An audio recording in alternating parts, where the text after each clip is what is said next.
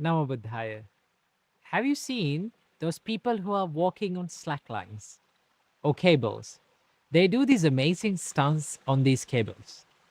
Now, you may think that it is an easy task to do. No, it is the most difficult thing to be balanced on that cable. It is very easy to fall into either sides. Same goes with our life. It's the most difficult thing for us to balance our inner self and the outer self, right? So, from this video, I would like to talk with you about an important place, an important area of us to be balanced, right? This is the area of we helping others. I read this wonderful quote. That is the reason that I wanted to make this video. I read this wonderful quote in a place that says, to not lose yourself in the name of helping others, right? That is amazing, right? For an example, let's say there is an empty jar or an empty vessel, right? Can you fill other cups with this empty jar? No, you can't. If you need to fill other cups, then you need to fill the jar first. In the same way, the Buddha says that you need to fill yourself, you need to take care of yourself, right? You need to improve yourself in order to help others, right? But it is very easy for us to be it in an extreme. Let's say if you're someone who is committing the fullest in yourself on the happiness of others, on the benefit of others, on the betterment of others, right? If you are a parent, if you are someone, if you in your relationships, let's say you are committing your fullest self to maintain this relationship and to help others and to make others happy, right? This can be an extreme.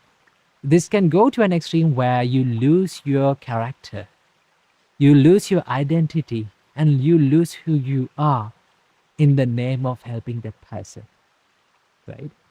From the other person's perspective, it is a good thing to do. It's a great help for that person. But when you too much helping others without taking care of yourself, when you forget to take care of yourself, there are certain downsides that occurs in your life. One of them being, the more you help without improving yourself, you reduce the quality of your help, right? You reduce the amount, the productivity of help that you're going to give to that person, right? Now, with the time when the quality reduces, that person is not getting what they got before. And they will complain, why you're not giving me, why you're not committing your fullest self for this. But in reality, you're doing it while losing who you are. Okay? So that is why the Buddha said it is really important to balance that, to be in balance when you help others. So the Buddha gave a wonderful simile or a metaphor to understand about this. Buddha said, be like a cow, a mother cow who has a baby calf. What do you mean by that? That means the Buddha said there are two jobs for a mother cow to do. One is that she should graze. She should first feed herself. Okay? She should eat grass and graze and feed herself. And also the other job is to take care of the baby calf. She should give milk to the baby calf, right? What if this mother cow forget one job? Okay, one of these jobs. Let's say the mother wanted to only to graze and feed herself and not take care of the baby. What happened? The baby calf will die eventually. What if the mother only gave milk, only be focused on giving milk to the baby calf? Then the baby calf will survive, but mother will die eventually, right? So in the same way, the Buddha said, for monks, as monks, we live and we are committed to a spiritual life, right? That is the sole purpose of entering a monkhood, to live a spiritual life, to be more focused on the spirituality. Now, when you do that, it doesn't mean you don't help others. You don't help and you don't work on others' happiness, right? But when you do that, okay, one part of our monkshood is to help other people with Dharma, with Buddha's teachings, and helping with doing charity and doing helping them with emotionally, right? When you do that, there is this part, we forget our main idea. We forget our main goal, why we came to this monkhood. And our jobs go in the other way. Okay, sometimes it's very easy for us to be engaged in charity, to help other people and be there for other people when they need. But when you do that, sometimes we forget to improve ourselves. So the Buddha said, it is the monk's duty to maintain this balance in the spiritual life while doing all the works and the chores and the duties in the monastery, right? While helping other monks and helping to the monastery, he must take care of his spiritual practice as well. He must be balanced in that as well. So to do that, you have to be like a mother cow who is feeding her baby and taking care of her as well. So keep it in your mind that yes, you need to help other people. It is very good to help other people. And if you need to give your fullest self, if you need to make others happy in that will make you happy, what do you have to do? First, we need to improve ourselves. Okay. So that is why it is really important to have some time during the day to take care of yourself.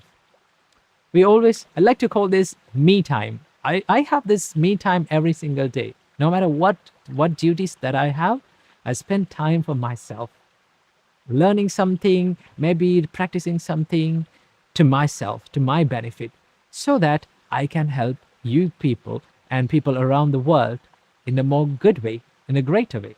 Okay?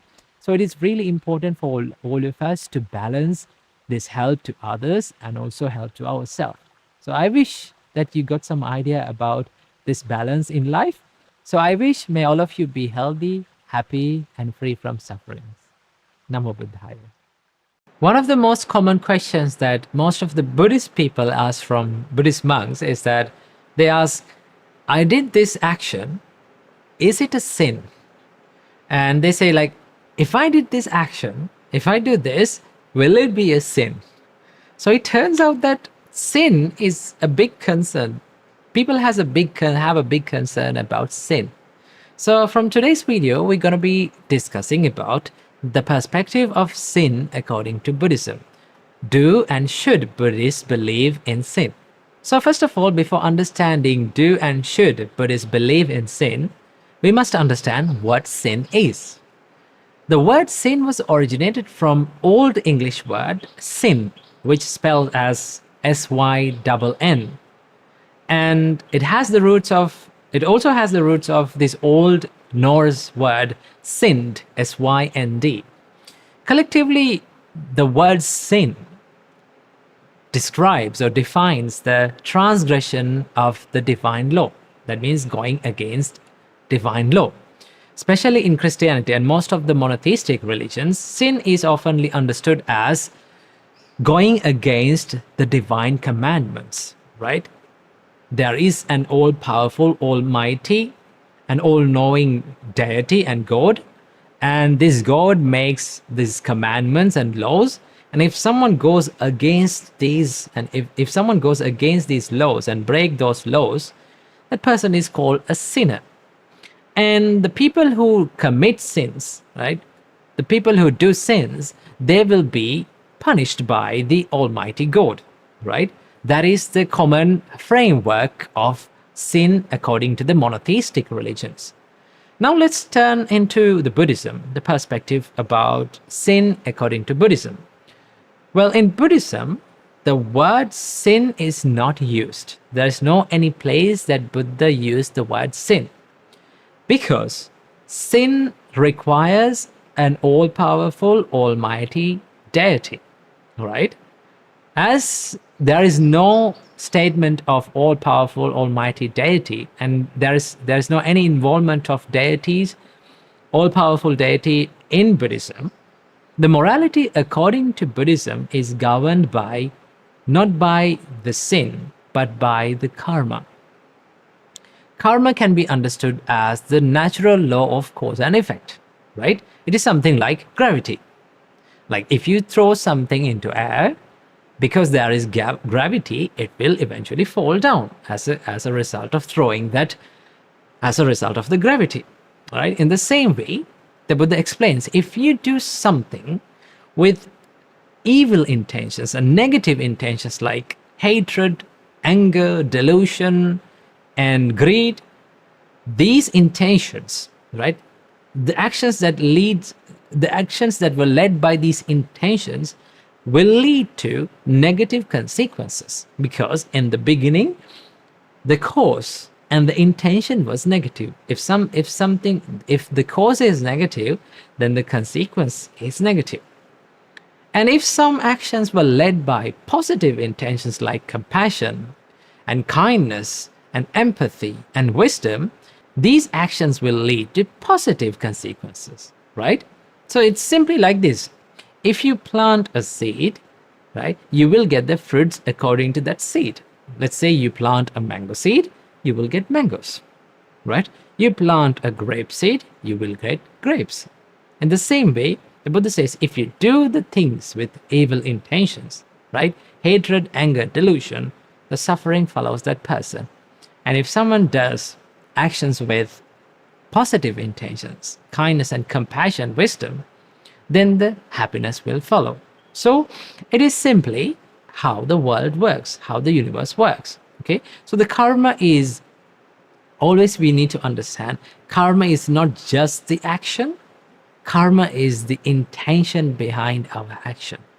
Okay, so according to the law of karma, when a person do certain kind of actions with certain kind of intentions, these kind of actions will lead to the consequences that eventually that person will experience, right?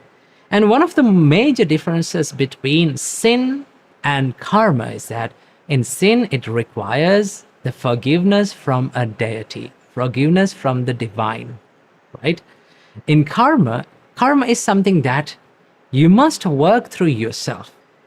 And there is no any statement of any concept of being forgiven by a deity in karma, right? Instead, you must take the responsibility of your own actions and you must work through yourself and change your behavior. So that is how we understood the karma. So then you may ask, will the word sin applies to Buddhism? In the sense of this monotheistic religious meaning, it does not apply. So we need to understand the moral ethic. The morality according to Buddhism is governed by the actions, the intentional actions of each and every individual. So this is the main explanation about the karma and sin according to Buddhism. So I hope you got some light about the sin and the karma. So I wish you all happiness and peacefulness and good health. Namo Buddhaya.